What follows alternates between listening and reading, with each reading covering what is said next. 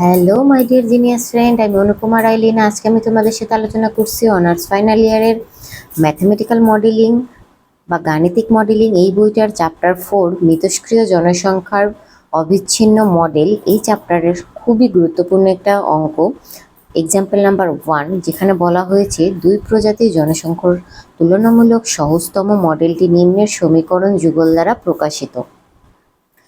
দুই প্রজাতির জনসংখ্যার তুলনামূলক সহজতম যে মডেলটা হবে তা এই যে দুইটা সমীকরণ দেওয়া আছে ডিএক্স আর ডিওয়াই এর, এই দুইটা দ্বারা প্রকাশিত হবে।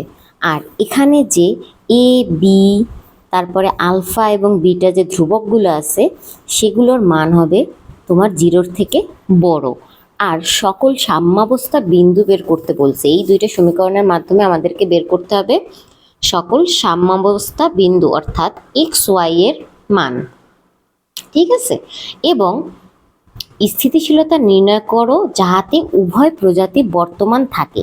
মানে আমাদের স্থিতিশীলতা নিয়ে আলোচনা করতে হবে যে স্থিতিশীলতাটি ওই যে সাম্যাবস্থার যে বিন্দু বের হবে সেই বিন্দুতে তোমার অস্থিত নাকি স্থিত, এই জিনিসটা আমাদেরকে মূলত বের করতে হবে। এখন আমরা জানি সাম্যাবস্থায় জনসংখ্যার পরিমাণ বা সাম্যাবস্থায় যে জনসংখ্যার পরিবর্তনের হয় না, এইটা আমাদেরকে বের করতে হবে, ঠিক আছে। মানে সাম্যাবস্থায় যে জনসংখ্যার পরিবর্তন হয় না কখনো, সেইটা আমরা সবাই জানি। আর যার ফলে সাম্যাবস্থায় এদের মান কি হয়, 0 হয়। এখন যদি আমাদের এই প্রদত্ত সমীকরণ দুইটা আমরা প্রথমে লিখে নেব, যে প্রদত্ত সমীকরণ দিয়ে বা প্রদত্ত মডেল দিয়ে সলিউশন লিখে অঙ্কটা শুরু করবে। প্রদত্ত মডেল। এখন আমি এই প্রদত্ত মডেলটা লিখতে লিখতে কিছু কথা তোমাদের সাথে শেয়ার করি। আমাদের এই যে সাম্যাবস্থার এই অঙ্কটা করার সময় এক তো আমরা সাম্যাবস্থার বিন্দু এখান থেকে বের করব, তারপর দ্বিতীয়ত আমরা কি করব, যে সেই বিন্দু দুইটার মাধ্যমে আমাদেরকে তোমার স্থিত না অস্থিত এইটা নির্ণয় করতে হবে। এইটা নির্ণয় করার জন্য আমাদেরকে যদি ল্যামডা এর মান 0-র থেকে ছোট হয়, দুইটা ল্যামডার মান আমাদের একটা নির্ণয় করা লাগবে, সেখান থেকে ল্যামডা বের হবে লাস্টে গিয়ে, ঠিক আছে। সেখানে যদি দুটো ল্যামডার মান 0-র থেকে ছোট হয় তাহলে আমরা বলতে পারবো যে সাম্যাবস্থার বিন্দু স্থিত।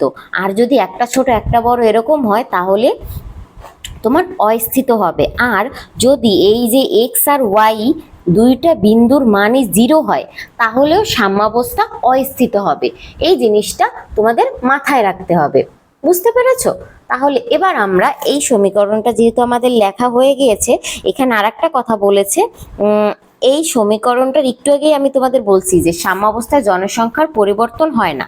সাম্যাবস্থায় জনসংখ্যার পরিবর্তন না হওয়ার কারণে এই ডিএক্স বাই ডিটি যে আর এই ডিওয়াই বাই ডিটি যে এই দুইটা ইকুয়াল টু কি হবে, 0 হবে। কারণ জনসংখ্যার তুলনা তো আমাদের এই মডেল দ্বারাই করা হয়েছে, তাহলে এই ডিএক্স বাই ডিটি আর dy by dt equal to কি হবে, 0।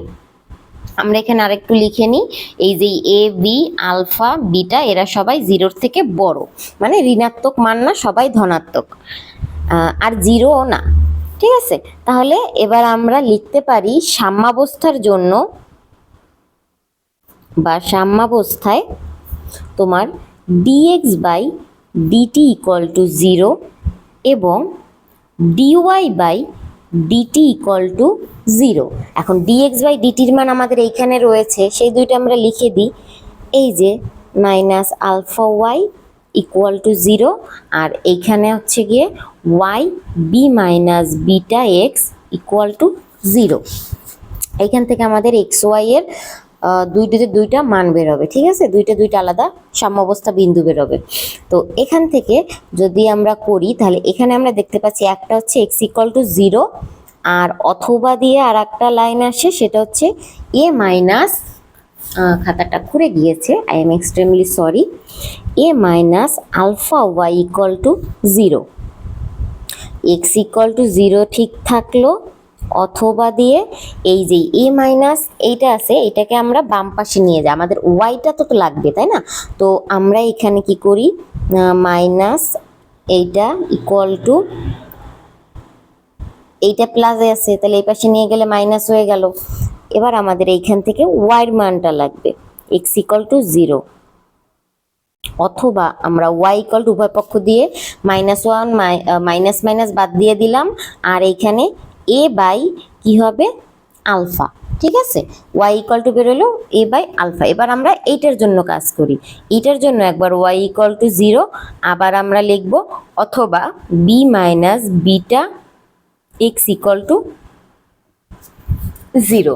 ওকে, আমরা এখানটা সেম রাখবো 0 ওয়াই ইকুয়াল টু 0, অথবা এখানেও আমাদের সেম ভাবে আমাদের এক্স এর মানটা বের করতে হবে, তো beta x equal to minus b, আর হচ্ছে গিয়ে আবার এই ওয়াই ইকুয়াল টু 0, অথবা এখানে আমরা উভয় পক্ষ দিয়ে মাইনাস বাদ দেবো, আর এক্স ইকুয়াল টু কি করবো উপরে বি, আর এই বিটাকে নিচে নিয়ে গেলাম, ভাগ করে এই পাশে নিয়ে গেলাম।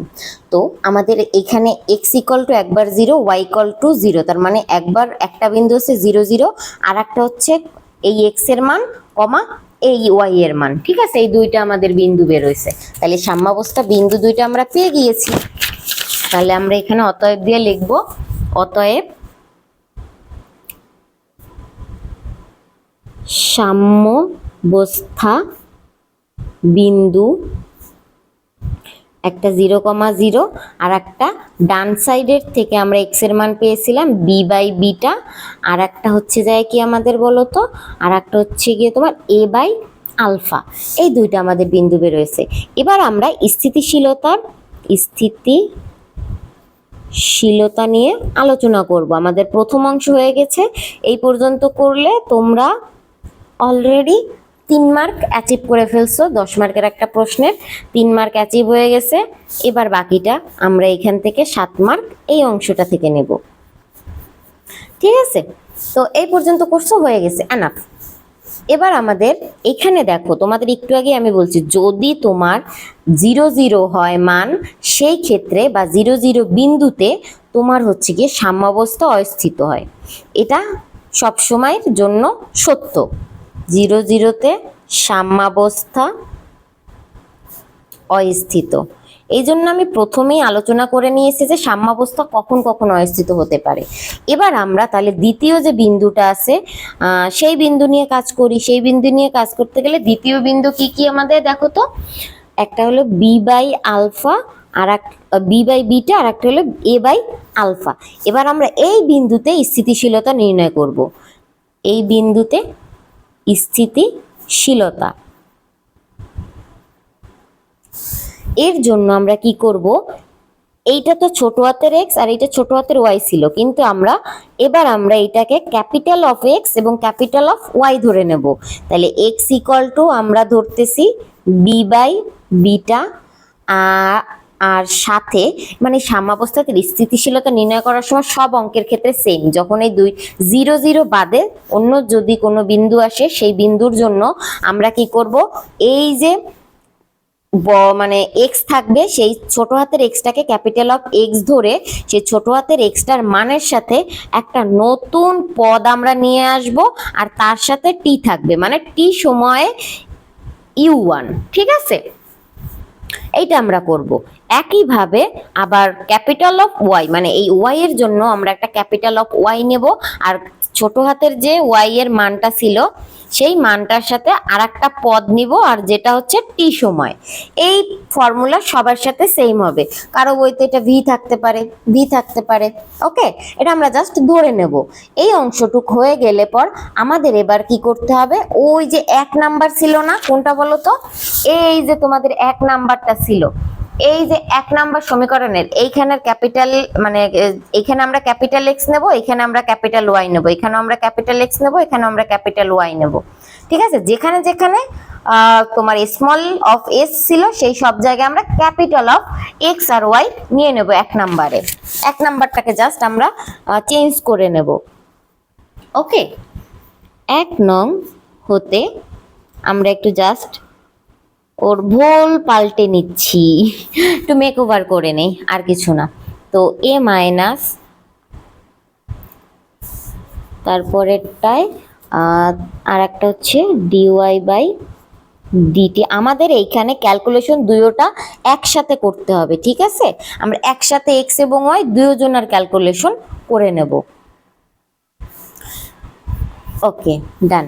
এবার আমরা এটার ক্যালকুলেশন করার জন্য আমরা এখানে অথবা সাইন দেব, ঠিক আছে? অর সাইন দেব। তো এই যে dx বাই ডিটির পার্টটা রয়েছে, এটার জন্য আমাদের এই এক্স এর একটা মান আমরা একটু আগে বের করছি না উপরে, সেই মানটা এখানে এক্স আর ওয়াই এর মানটা আমরা বসাই দিই। এক্স এর মানটা ছিল কি b by beta plus u i t. এটা আমাদের হচ্ছে গিয়ে ব্র্যাকেট দিয়ে, এখন এই যে ইউআই টি আছে, এই ইউআই টিটা আমরা এখানে যখন মান বসাবো তখন লিখবো না, তখন আমরা জাস্ট ইউআই লিখবো। আবার সেম ভাবে ওয়াই এর ক্ষেত্রেও আমরা যখন মান বসাবো তখন আমরা ওই টিটা লিখবো না, টিটা এখানে উজ্জ হিসেবে থাকবে, ঠিক আছে? এখানের মানটা কি ছিল a by alpha plus u t. আবার ডি ওয়াই বাই ডিটির ক্ষেত্রেও সেম প্রসেস, জাস্ট এখানে আমাদের মান বসানো a minus alpha plus u t, আর এখানে হচ্ছে বি মাইনাস বিটা, আর এখানে হলো b by beta plus u one. Okay, এর পরের লাইনেও আমাদের আবার সেই ক্যালকুলেশন করে আমরা এখানে মানটাকে একটু ছোট বড় করে নেব, আর কিছুই না। ক্যামেরাটা সরে গেল, I am sorry. dx by dt equal to, আমরা কিন্তু নেক্সট লাইনে আছি, ঠিক আছে? তো এইখানে আমাদের প্রথম স্টেপটা ঠিক থাকলো, প্রথম স্টেপের কোনো পরিবর্তন না, এইখানে আমরা যোগ বিয়োগ যেটা আছে সেইটা করে নেব, বিটা প্লাস ইউ ওয়ান। এবার আমাদের এইখানে এই এ মাইনাস, দেখো এই অংশের সাথে যখন আমরা এটা গুণ করতেছি, এই আলফাটা একবার এই পদের সাথে একবার এই পদের সাথে, এখন এই পদের সাথে গুণ হইলে পর এই আলফা আলফা কাটা যায়, শুধু থাকে এ। আর এইটার সাথে যখন গুণ হয় এখানে মাইনাস এখানে প্লাস, তাহলে আমাদের প্লাসে মাইনাসে মাইনাস আলফা ইউ টু হয়, ঠিক আছে? বা ইউ টু আলফা, তুমি যেটা লেখো। এবার সেম ভাবে ওয়াই এর ক্ষেত্রেও আমাদের dy by dt equal to এখানে এ বাই আলফা, তারপর প্লাস ইউ টু, আর এখানে হচ্ছে যে বি মাইনাস, এই বিটার সাথে এই পদ যখন গুণ হয় বিটা বিটা কাটা যায়, আর মাইনাস মাইনাস থাকে শুধু বি, আর এইখানে হচ্ছে গিয়ে তোমার প্লাসে মাইনাসে মাইনাস, আর বিটা ইউ ওয়ান।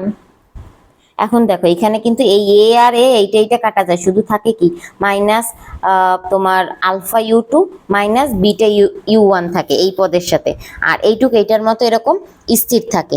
এইটুক পর্যন্ত আমরা জাস্ট এবার লিখে নিই, কাটাকাটি করে মানটাকে জাস্ট ছোট করে নিলাম, আর কিছুই না। তাহলে আমাদের এই পদটা কি হয়, dx by dt equal to, এখানে হচ্ছে গিয়া beta plus u one minus alpha u two, ঠিক আছে? এটা কিন্তু ব্র্যাকেটে, এখানে হচ্ছে গিয়ে ফার্স্ট ব্র্যাকেটের ভিতরে a by alpha plus u two minus beta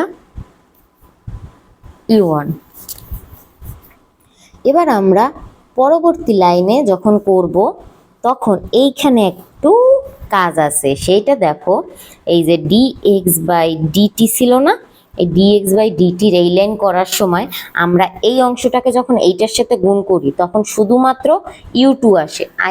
আমি তোমাদের একটু ক্যালকুলেশনটা আলাদাভাবে দেখাই, তাহলে তোমাদের অনেকের যদি ডাউটও থাকে মাইন্ডে, সেই ডাউটটা ক্লিয়ার হয়ে যাবে।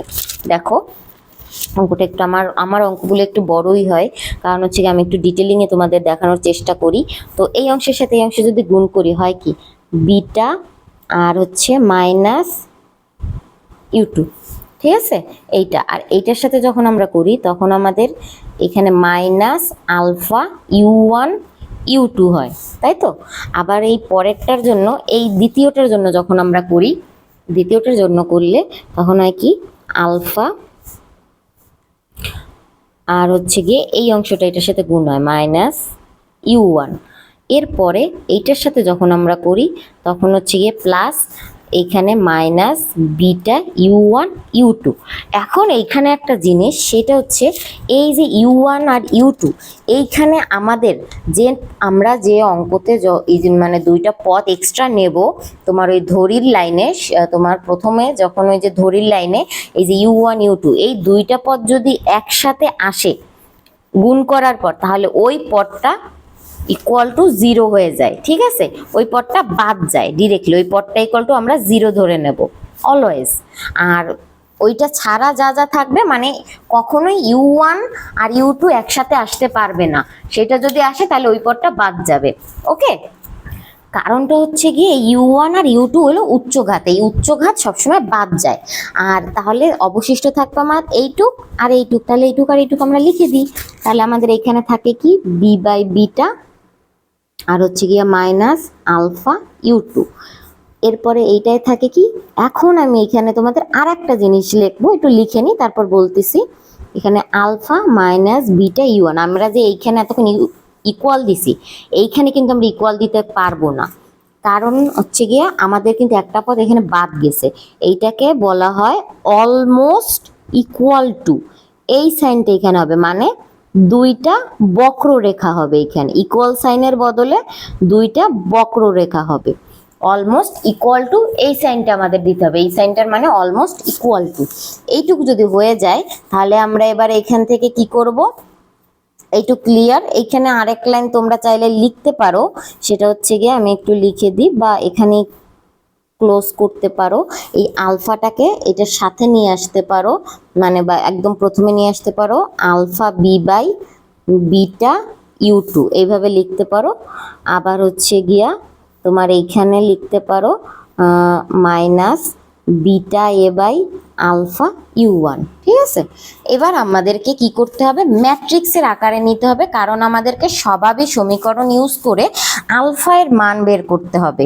তো এবার আমরা এটাকে ম্যাট্রিক্স আকারে নিই। ঠিক আছে, ম্যাট্রিক্স আকারে নেওয়ার জন্য এইটা হবে একটা ম্যাট্রিক্স, এইটুক দিয়ে হবে একটা ম্যাট্রিক্স, আর তোমার U1 আর এইটুক দিয়ে একটা হবে ম্যাট্রিক্স। ঠিক আছে, তাহলে আমরা ম্যাট্রিক্সটা নির্ণয় করি।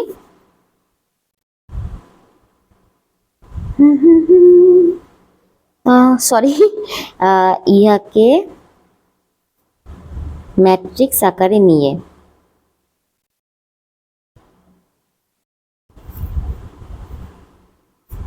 অঙ্কটা খুবই সহজ, জাস্ট তোমরা যদি একবার মন দিয়ে দেখো পরবর্তী পার্টগুলো করতে আর কোনো প্রবলেম হবে না। এখানে আমাদের dx বাই ডিটি আর হলো গিয়ে dy বাই ডিটি হবে একটা আকার। এরপরে আমাদের পরবর্তীতে এখানে তোমার আমাদের এই অলমোস্ট ইকুয়াল টু সাইন, দেন এবার তোমরা এইখানটা বোঝো, এইখানে তোমার বি আছে, বি হচ্ছে কার সহগ, ওয়াই এর সহগ, তার মানে এটা ওয়াই এর মান, তার মানে এক্স এর পদ এখানে অবশিষ্ট, সরি মানে এক্স এর পদ এখানে উপস্থিত নাই। তাহলে আমাদের আলফা বি বাই বিটা, আর এইখানে দেখো এটা মাইনাস আছে একটা, আর এইখানে দেখো এ আছে, এ মানে কার সহগ, এক্স এর সহগ, তার মানে এটা এক্স এর পদ, তার মানে হবে গিয়ে আমাদের বিটা এ বাই আলফা, আর একটা মাইনাস আছে, আর তাহলে এখানে ওয়াই এর পদ অবশিষ্ট নাই, তার মানে এখানে এটা গেল। এবার আমাদেরকে এর সাথে নিব কি U2 আর U1। অনেক জায়গায় ম্যাট্রিক্সকে ফার্স্ট ব্র্যাকেট দিয়েও প্রকাশ করে, ঠিক আছে, ফার্স্ট ব্র্যাকেটের ভিতরেও এটা কোনো বইতে থাকতে পারে, যদি লেখো কোনো প্রবলেম নাই। তো এবার আমরা স্বভাবে সমীকরণ নির্ণয় করবো। এখন স্বভাবে সমীকরণটা কি, স্বভাবে সমীকরণ হচ্ছে গিয়ে এ মাইনাস আলফা আই হচ্ছে গিয়ে আমাদের স্বভাবে সমীকরণের অংশ, এইটা ইকুয়াল টু আমাদেরকে কি ধরে নিতে হবে, এইটা ইকুয়াল টু 0, এইটা হচ্ছে গিয়ে আমাদের স্বভাবে সমীকরণ। এখন এ কোনটা, এইটা হচ্ছে গিয়ে আমাদের এ, আর আলফা তো একটা ধ্রুবক, আর আই কি, আই হচ্ছে গিয়ে আমাদের কি বলে, আই হচ্ছে গিয়ে আমাদের একক ম্যাট্রিক্স, আর এইটা যেহেতু 2/2 ক্রমের একক একটা ম্যাট্রিক্স, তাহলে আমাদেরকে এখানে আমাদের আইও নিতে হবে 2/2 ক্রমের। ঠিক আছে, তো এবার আমরা এটা স্বভাবী সমীকরণ নির্ণয় করি। 2/2 কি, এখানেও একটা সারি একটা কলা, একটা সারি দুইটা, মানে একটা সারি একটা সারি দুইটা সারি, একটা কলাম একটা কলাম দুইটা কলাম, মানে এইভাবে আমাদের রয়েছে, তাই আমরা বলছি 2 ক্রমের। ঠিক আছে, মানে এখানে দুইটা সারি এবং দুইটা কলাম রয়েছে। তো এবার আমরা এখানে করি, এটা নির্ণায়কের ভিতরে দেব, নির্ণায়ক সরি এ ছিল প্রথমে, এ স্বভাবে সমীকরণটা হচ্ছে এ মাইনাস আলফা একক ম্যাট্রিক আই ইকুয়াল টু 0। তাহলে এবার আমরা এখান থেকে যদি এ ধরি, এ মানে হচ্ছে এইটার নির্ণায়ক, এই যে ম্যাট্রিক্সটা আছে এই ম্যাট্রিক্সটা নির্ণায়ক। তো এবার আমরা যদি এইটাকে করি তাহলে হয় কি 0 আর এইখানে minus alpha b by beta. তোমরা যারা ইন্টারে থাকতে নির্ণায়ক আর ম্যাট্রিক্সটা স্কিপ করো নাই, ভালোভাবে পড়ছো, তাদের আশা করি এইখানটা আমারও দেখাই দেওয়ার প্রয়োজন নেই, তারা নিজেরাই এটুকু করতে পারবা। তারপরও যাদের প্রবলেম আছে তাদের জন্য আমি এটা ডিটেলে করতেছি। আর এখানে একক ম্যাট্রিকে মানে যদি একক ম্যাট্রিক্সের ক্ষেত্রে কি কর্নার বরাবর 1 হয় আর বাকিগুলো সব 0 হয়। যদি এটা 3 ক্রমের হইতো তাহলে এখানে আরও একটা পার্ট হইতো, সেটা আলাদা বিষয়। এবার আমরা পরবর্তী স্টেপে চলে যাই। এবার আমাদেরকে এটার গুণ করতে হবে। আমি অপর পেজে যাব না, যাতে এই পেজে রাখে গুণটা দেখাইতে তোমাদের সুবিধা হয়। তাই তোমার এখানে তোমার কি আছে, এইটার সাথে তোমার হচ্ছে গিয়ে রইল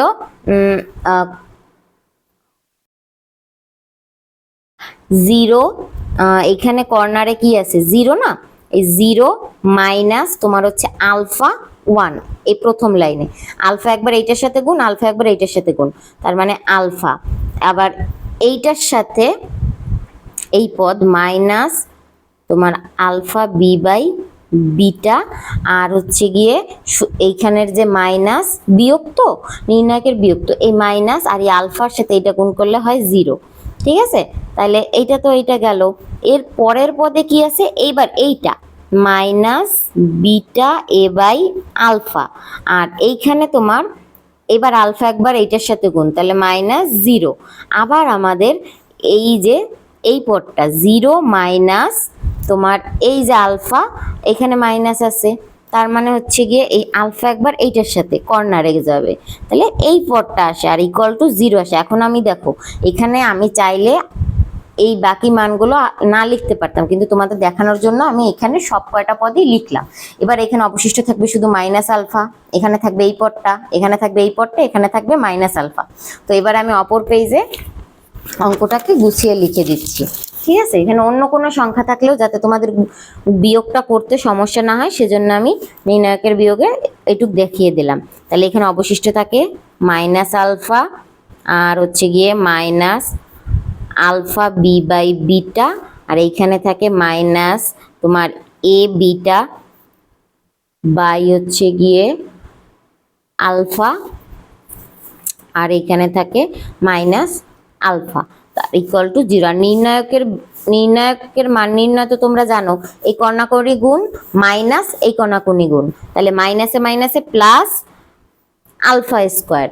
আবার এই সূত্রের মাইনাস আর এখানে মাইনাসে মাইনাসে প্লাস হয়ে গেছে, তাহলে হইলটা কি আমাদের আলফা বি বাই বিটা আর হচ্ছে গিয়ে ইন্টু এই দুইটার গুণ হবে, তার মানে হচ্ছে গিয়ে a beta by alpha equal to 0। এবার আমাদের এখানে হয় আলফা স্কোয়ার মাইনাস এই বিটা বিটা কাটাকাটি যায়, আলফা আলফা কাটাকাটি যায়, তাহলে শুধু থাকে কি তোমার এ বি ইকুয়াল টু 0, তার মানে ল্যামডা স্কোয়ার। আমি এতক্ষণ এটাকে আমি বলি আলফা বলছি না, সরি আমি খেয়াল নাই আমি কি বলতেছিলাম।